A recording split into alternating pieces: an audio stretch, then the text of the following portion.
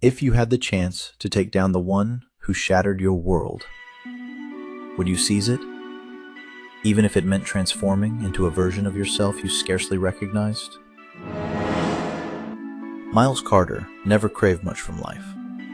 At 32, he was leading a life that didn't attract attention. He taught English at Brookfield High, a moderate public school located just outside of Denver, Colorado. Coaching the debate team, he navigated life in a decade-old Toyota, returning home each evening to Lauren, his wife of 4 years, and the future they were crafting together. Their cozy home sat on Willow Lane, complete with a quaint front porch where Lauren relished her morning tea.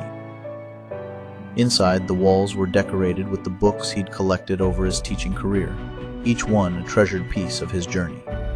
Their weekends were spent meandering through thrift stores or embarking on short drives into the majestic mountains. It was simple and serene. And now, Lauren was 8 weeks pregnant. Miles had spent the last few months dreaming about a nursery, picturing a crib positioned by the window, filled with the sound of bedtime stories. It felt as though his entire life was steering towards something incredibly bright. The only other constant in his life, besides Lauren, was Darren Ford. They had been friends since their freshman year of college. Darren exuded charisma, a smooth talker who seemed to rise effortlessly through the ranks. While Miles preferred patient and steady progress, Darren thrived on shortcuts and swift victories. Despite their differences, their bond had remained strong for over a decade. When Miles landed the job at Brookfield High, Darren quickly followed, joining the district's administrative team. They shared meals, vented about workplace politics, and trusted each other implicitly. At least, that's what Miles believed. It started innocently enough. Darren approached him one day with what appeared to be a golden opportunity. "Miles, the board is looking to revamp the literacy program. You have the experience and passion. They'd be all over this. I'll gather the data you need for the presentation." Miles poured weeks into perfecting his pitch. He created charts, projections, and cost breakdowns. It was flawless. But on the night of the meeting, Darren called in sick. "A stomach bug," he said. Miles brushed it aside, until he sensed the unsettling atmosphere in the room. The hushed whispers, the knowing looks. The board chair's initial words weren't a reflection of his efforts. Miles looked up at Mr. Carter, unsure of what to expect. The words hit him like a freight train. "We have serious concerns about your financial conduct." What started as confusion swiftly turned to dread as the accusations unfolded. More than $120,000 had vanished from a district account, seemingly funneled to a bank account in his name. Initially, Miles couldn't fathom how this could be happening. Surely it was a mistake, but the evidence was overwhelming. Transfer receipts, email confirmations, even records showing his logins from the district's computers. He could barely articulate his thoughts, his voice trembling as he protested, "I didn't do this!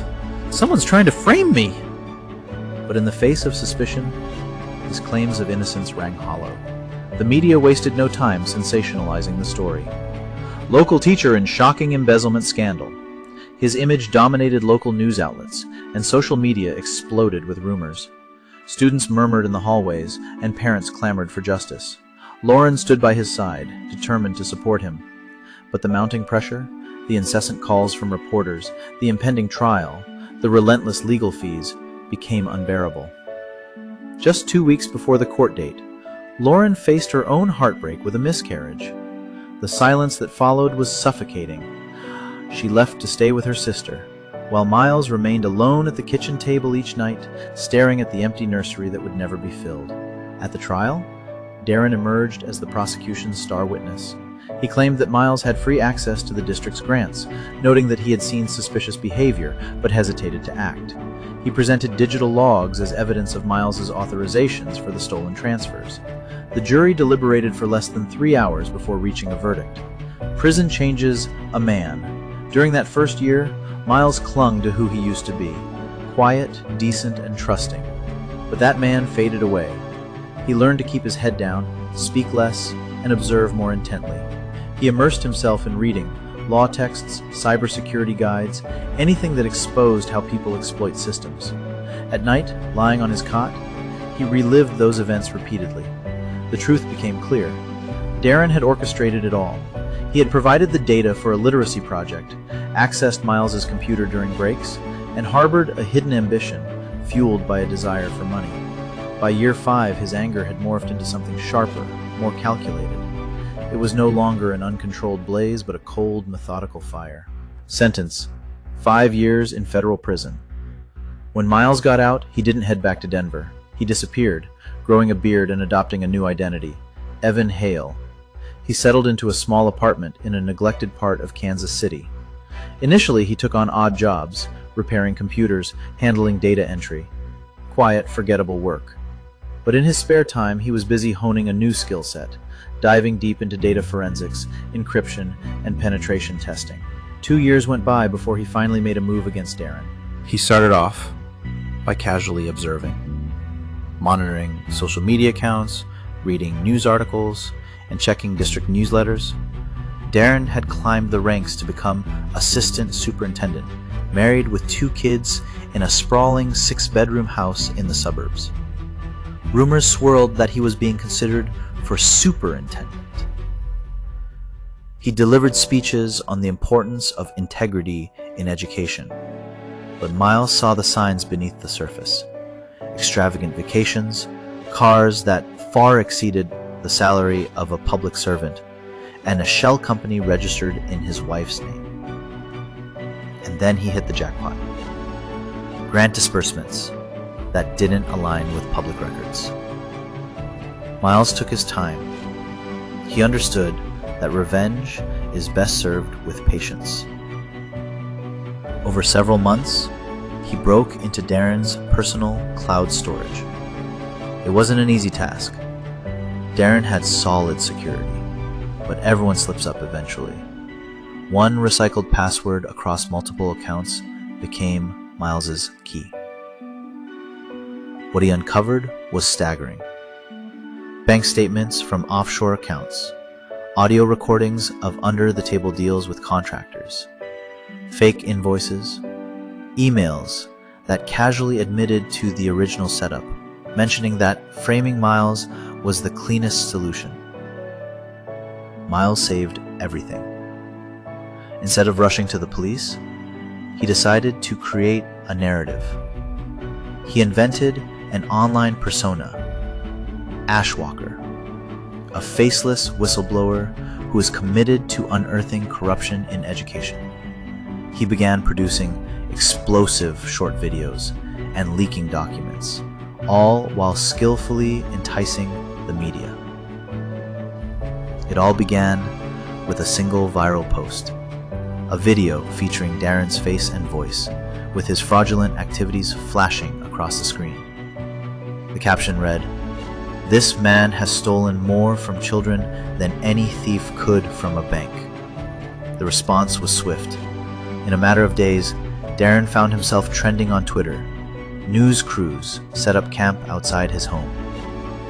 The school board convened an emergency meeting. His wife filed for divorce, and his friends vanished from his life. By the end of the week, the district attorney announced an investigation. Just a month later, Darren Ford was in handcuffs. 3 months passed, and Miles entered the county jail, posing as part of Darren's legal team. When Darren lifted his gaze, pale and gaunt, recognition struck him hard. Miles? Miles took a seat opposite him, hands clasped together. "Yes, it's me." You did this." With a calm demeanor, Miles replied matter-of-factly, "No, Darren, you did this. I merely showed the world." Darren's eyes narrowed. "You've destroyed my life." Miles leaned in, his voice unwavering. "You think losing your house and job is destruction? Try prison. Imagine your wife burying your unborn child due to the stress you inflicted. That's true ruin." Darren swallowed the lump in his throat, but remained silent. Miles stood to leave. "I didn't come to gloat. I came to bring closure. You'll rot in here while I'll carry on with my life." Miles relocated to another state. this time under his real name. He founded a small nonprofit aimed at teaching tech skills to ex-convicts, helping them rebuild after their pasts. Some evenings after everyone left his humble office, he found himself reflecting on Darren, not with anger, but with a peaceful, quiet sense of fulfillment. Miles would never reclaim his old life, but he had forged a new one, and that was enough. Moral of this story: revenge can consume a person, but embracing the truth can liberate one's spirit. The greatest form of revenge isn't to destroy another. It's to rebuild oneself so they can never break you again. Some betrayals leave a lasting mark, and some truths refuse to remain hidden. For more stories where justice prevails, no matter how long it takes, subscribe now and turn on notifications. Don't just watch. Be present when the next reckoning unfolds.